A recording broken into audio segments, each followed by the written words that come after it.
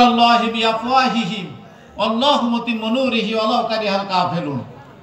আল্লাহ বলেন যে ইসলামের দুশমনরা তারা চায় কি, মুখে ফু দিয়ে ইসলামের নূর, ইসলামের আলো তারা মুছে ফেলতে চায়, নিভিয়ে দিতে চায় মুখের ফু দিয়ে। মানে আল্লাহ বোঝাতে চাচ্ছেন যে তাদের ক্ষমতা এতটুকুই আছে, মুখে একটা ফু মারবে এতটুকু ক্ষমতা তাদের আছে, এর চেয়ে বেশি ক্ষমতা তাদের নেই। তারা ওই সীমিত ক্ষমতা দিয়ে, শক্তি দিয়ে তারা ইসলামের আলো, কোরআনের আলো তারা কি করতে চায়, তারা নিভিয়ে দিতে চায়, মুছে ফেলতে চায়। আল্লাহু মুতিম্মু নূরিহি, কিন্তু আল্লাহ তার নূরকে কি করতে চান, বিজয় করতে চান। আল্লাহ নূরকে প্রজ্বলিত করতে চান। ওয়ালাউ কারিহাল কাফিরুন। আর কাফের মুশরিকদের অন্তরে যত জ্বালাই আসুক, যত কষ্টই আসুক, আল্লাহ রাব্বুল আলামিন তার নূরকে, তার ইসলামকে বিজয় করবেনই করবেন ইনশাআল্লাহ। এটা আল্লাহ রাব্বুল আলামিনের ঘোষণা।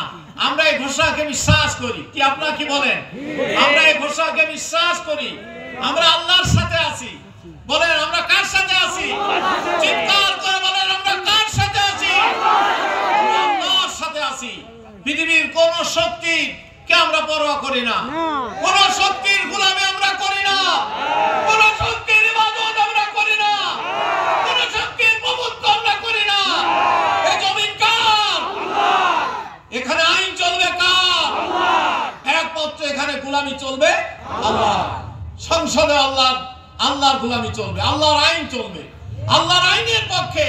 আজকে আপনাদেরকে ভালোভাবে বুঝে নিতে হবে যে সংসদে যারা থাকে তাদের ওখানে স্পিকার ভোট নেয়, তারা ওখানে জিজ্ঞাসা করে যে দেশে কোন আইন চলবে, আল্লাহর আইন না মানব রচিত আইন, ওখানে জিজ্ঞাসা করা হয়। তা আপনি এমন লোককে পাঠালেন যে মানব রচিত আইনের পক্ষে সে সংসদে গেছে, সে আল্লাহর আইনের কথা বলে না, সে আল্লাহর কোরআন কিতাব বোঝে না, সে আল্লাহকে চেনে না, রাসূলকে চেনে না, কোরআনকে চেনে না। সেখানে যে স্পিকার বলেন আল্লাহর আইনের পক্ষে কে আছেন, কেউ হাত তুলবে না। তাহলে আপনি তো যাকে পাঠালেন সে তো আল্লাহর আইনের পক্ষে হাত তুললো না।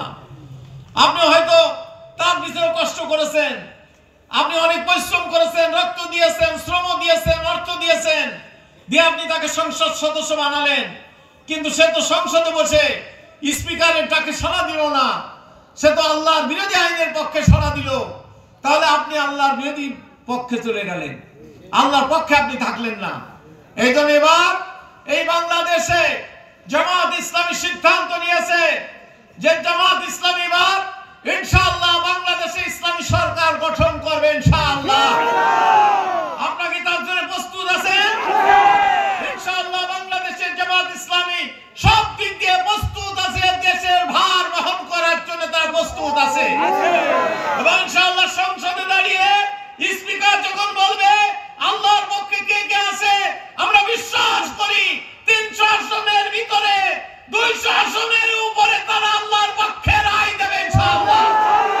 সেইভাবে আমাদের ময়দানে কাজ করতে হবে সম্মানিত বন্ধুগণ, সেইভাবে ময়দানে আমাদেরকে থাকতে হবে। আল্লাহ বলেছেন ইন্নাল্লাযীনা ক্বালু রাব্বুনাল্লাহ সুম্মা ইসতাকামু তাতানাজ্জালু আলাইহিমুল মালায়েকা।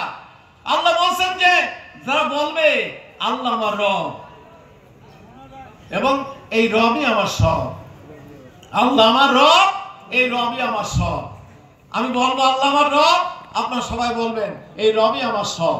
আল্লাহ আমার রব, এই রবই আমার সব। আল্লাহ আমার রব, এই রবই আমার সব। তাতানাজ্জালু মালায়েকা তাতানাজ্জালু আলাইকুমুল মালায়েকা। আল্লাহ বলেন আমি তাদের সাহায্য করার জন্য ফেরেশতা পাঠাই। সুবহানাল্লাহ। এরা কার কথা বলে? আল্লাহর কথা। আমরা কি আল্লাহর কথা বিশ্বাস করব না? বলে আল্লাহ বলেন যে পৃথিবীতে তোমরা আমার পক্ষ নিয়ে যখন ময়দানে অবতীর্ণ হবা, আমাকে রব হিসেবে মেনে নিয়ে তোমরা ময়দানে দৃঢ় থাকবা, বিশ্বাস করো আমি তোমাদেরকে ফেরেশতা দিয়ে আমি তোমাদেরকে সাহায্য করব।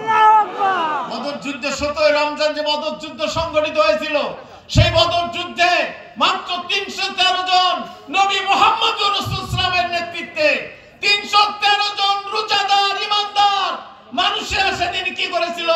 1000 সুসজ্জিত আবু জাহেলের মোকাবেলায় সেদিন তারা লড়াই করে, সংগ্রাম করে আল্লাহর সাহায্যে সরাসরি ফেরেশতাদের সাহায্য নিয়ে তার সেদিন বিজয় লাভ করেছিল।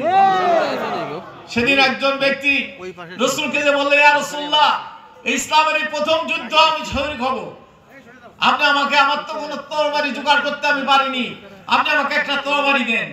রাসূল সাল্লাল্লাহু আলাইহি ওয়াসাল্লাম বলেন, তরবারি তো সব ফুরিয়ে গেছে, অল্প কয়েকটি তরবারি ছিল, 313 জন আছে, কিন্তু 313টা তরবারি নেই। তখন তিনি বলে, তরবারি তো নেই। তখন ওই লোকটি কান্না শুরু করেছে। তখন খেজুর গাছের নিচে একটা খেজুরের শুকনো ডাল পড়েছিল। রাসূল বললেন, এই ডালটা দিয়ে তুমি যুদ্ধ করো। শুকনো খেজুরের ডাল। আমরা সেই শুকনো খেজুরের ডালের পক্ষে আছি, কি বলেন? ইনশাআল্লাহ। উনি যুদ্ধের ময়দানে দাঁড়িয়ে উনি বলছেন যে আমি চিন্তা করছিলাম যে কি দেখি করি।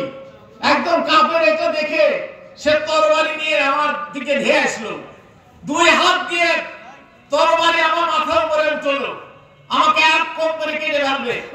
তখন আমি মনে মনে চিন্তা করলাম যে রাসূল সাল্লাল্লাহু আলাইহি ওয়াসাল্লাম এই শুকনো খেজুরের ডালটা দিয়েছেন, এটা ব্যবহার করে মরবো, মরে তো যাচ্ছি, শুকনো খেজুরের ডাল ব্যবহার করেই মরবো। তখন আমি দুই হাত দিয়ে ডালটি ধরে মাজা যেতে একটা বাড়ি দিলাম, বাড়ি দেওয়ার সাথে সাথে কাপের কেটে দ্বিখণ্ডিত হয়ে গেছে, কিন্তু শুকনো খেজুরের ডাল একটু ভাঙেনি। বলেন, এই শক্তি কে দেয়? আল্লাহ। সেই শক্তির উপরে আর কোনো শক্তি নেই। আপনি দুইটা সাহাবী, মুআয এবং মুআয, তারা বড় বড় দুই, মানে ছোট শিশু, তো তারা দুইটা তরবারি জোগাড় করে রাসূলকে এসে বলছে, ইয়া রাসূলুল্লাহ, আমরা যুদ্ধে যাব। তোমরা তো ছোট শিশু, মাপে হবে না। দড়ি টানো আছে, দড়ি যার মাথা ছবে সে যেতে পারবে। ওই দুইজন দাঁড়িয়ে তারা মনে মনে চিন্তা করছে, আমরা তো বাদ হয়ে যাচ্ছি, ছোট মানুষ। ওর ভিতরে একজন ছিল খুব চালাক, সে তখন ডিং দিয়ে দাঁড়িয়ে গেছে। আমরা তো কুজো হতাম, যুদ্ধ যাবো, এই কুজো মার্কা দল আমরা করবো না, আমরা ডিং মার্কা দল করবো, কি বলে? আমরা মাপে না হলে আমরা ডিং দিয়ে